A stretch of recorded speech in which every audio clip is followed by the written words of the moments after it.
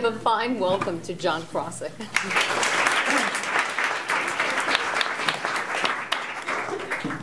Well, this is going to be difficult. I have 5 minutes to try to inspire, and following the other 2 people who spoke today is going to be very difficult for me because you guys were awesome. So thank you for what you guys said.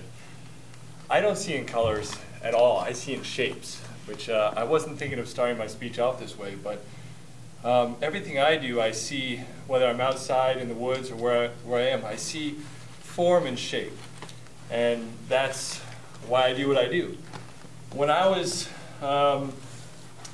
probably a sophomore or so in high school, I was a pretty decent student, not a great student, but my worst grade was in art class. I couldn't draw, and I got a C, and I was in big trouble for my parents. And I thought, well, it's just art, who cares about it?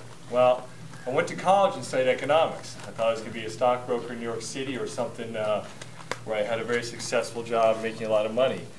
And my senior year in college, I was short a couple credits and I had to make up, over the summer, just before senior year, I had to make up some credits. So I figured, what's the easiest course I could possibly take? Painting 101. Come on, that's a real easy course. I didn't have to study. I could easily blow through that. I fell in love with it. I spent more time that summer working on painting, which I'm not a good painter, than I did anything else in my 4 years in college.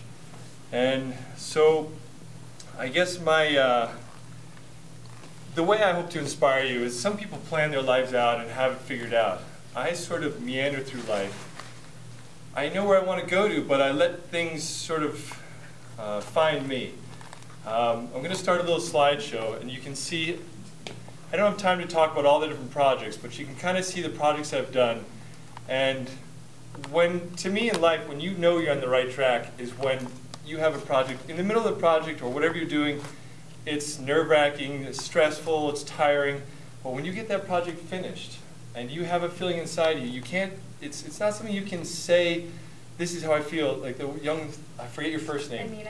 Amina, when she said she couldn't really explain why she sees in colors. Well, when you know you're on the right track, you can't explain it, but you have a feeling, and that's when you know you found your passion or what you want to do in life. You know, you could be standing at the bus station and, you know, a yellow cab goes by, and all of a sudden you get this feeling inside you. You know, yellow is that you want to do this. It's just, it's very interesting, or a teacher, or whatever it is. So that's me, Jon Krawczyk. I'm a sculptor. Fragments, I called this little talk Fragments because I sort of think in fragments and I work in fragments, and my career has gone, all these little tidbits come together, put me to where I am right now. And it's not that I planned how I've done that. I just did a cross for St. Peter's Cathedral for 9/11. I did a huge sculpture for the New Jersey Devils. None of this is planned out. It just sort of, I allow things to come into my life. I put myself in a position where my wife's uncle, who's a famous music guy, said, you know, opportunity, you knock on that door. And he said, when that door opened up, I cracked it down. I knocked it over. I didn't let that door ever shut on me. And that's what I think in life is really important to do, is when that little bit of passion that you feel, and you know you're on the right track, and then somebody opens that door and says, come on in, knock the door down and go through it. Don't get stopped by that. Unless you have a computer that you know how to run. And you get stopped by it pretty easily. So, you know, if you can see some of the different projects. As I said, I started out how I got to be a sculptor. I took that painting course, and then over the summer I came out to Los Angeles to visit with a friend. And we walked into a man's studio who's a sculptor. And I absolutely had that moment of passion. I said, I got to do this. I'd never taken a sculpture course. I had no idea how to build anything. I walked in there and I left after about 5 hours of hanging in this guy's studio. I think he was trying to kick me out. And I asked him, can I come back here and work for free? I just want to learn how to do this. And I ended up coming back and working for him for a few weeks, going back to my senior year in college, coming back out here to work for him for a year and a half. And then one day I was in New York City with my father, walking down the street. We saw this beautiful sculpture in the guy's studio. We knocked on the door, can we come in and see it? Well, they had a show that night. We went to the show, and the guy offered me a job out in Santa Fe, New Mexico. So 2 days later, I got my car and drove to Santa Fe, New Mexico. And so I think that's the New Jersey Devils piece, where you can see this is what we started with. And each one of these pieces, over 1,500 pieces cut out by hand. And then we turned into that. That's at New Jersey Devils Stadium in Newark, New Jersey. But I think my my idea, or hopefully the idea you get from me, is that when you find your passion, which you'll know it, you absolutely know it. It might not be, you might be studying economics, or you might be studying to be a doctor, and all of a sudden you figure out you want to be a painter or a sculptor. But when you feel that inside you, you know it, follow it, chase that dream if you got it, because it's what ends up to be the best. You know, I wouldn't be here in California if I didn't chase that dream with my wife and my 2 kids, and you know, finding these projects. This cross was a very meaningful project for me. My daughter asked me 6 months ago, she said, "Dad, I never see you cry. What do you look like when you cry?" And I said, "I don't really know, I don't really cry." Well, during this project, doing the cross, driving across country, I cried every day, and I was amazed at the power that this one project allowed me to find and touch the people across the country. I think that's a beautiful picture. We took some detours all the way across, going to find out as many people as we could find to bring this idea of 9/11 and the sacrifice that all the people made that day, and it was a pretty powerful journey. Here's something that moved me beyond anything I've ever been moved before in my life. You guys all remember the Oklahoma City bombing?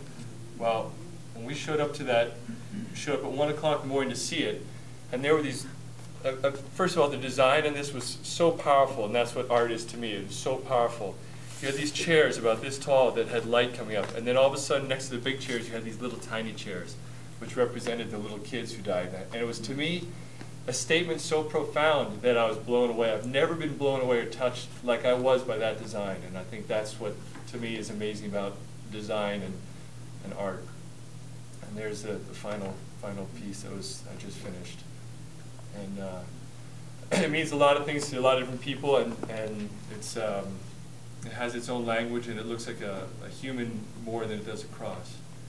And this is a project I'm currently working on. It's going to be 75 feet long by 25 high by 20 wide. And now I'm not an engineer, I'm not a mathematician, but this morning about 5:30 in the morning, my son crawled into bed with me, we were talking. He's in 3rd grade here. He said, "Dad, I don't know why we're studying all these things. I love math, I want to study more math, and it's not hard enough, and we're spending so much time on writing." And I said to him, I go, "Yeah, I understand, didn't love math, but you love math." I said, "When I build sculpture, I have to know my spelling, my grammar, my math, because everything goes into it." I mean, you think about an artist, you're like, this guy doesn't need to know, college. What do you need to go to college to become an artist? Why do you need to be a good student? Because every single one of those things helps you to get this project. I have to do math to figure out how to take it from something that's this big to 25 feet tall. I have to be a good writer, because if I can't write, who's going to listen to the proposals I have? When you get up and do a speech in front of all you folks, I mean, if I can't speak and my grammar's terrible, that's not going to sound so good. So all those things are, to me, really important. So I'm going about 20 minutes now, and I'm sorry I'm talking. I'll keep talking. But so I hope you guys get an idea of what makes me tick.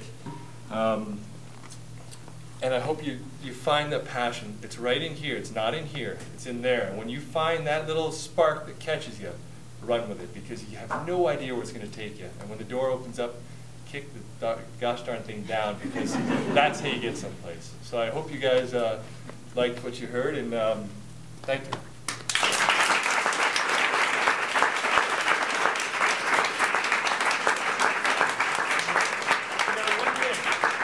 Sorry, I'm coming back up. The reason I have a suit here is because the only thing I knew as a kid is I didn't want to wear that every day. That's how I got here, so I apologize for forgetting that. Yeah, if anybody wants to come up and, you can knock on it, feel it, and figure out how it's made, and to me it's very, don't take this the wrong way, but to me sculpture has to be sexy. It's more womanly than manly, so it's like, for me it's feeling and touching, and I see with my eyes, I see those forms and the way it moves. And so all those forms, to me, are really important. So please come up and touch it, feel it, pick it up, knock on it. You're more than welcome. Thank you so much, John.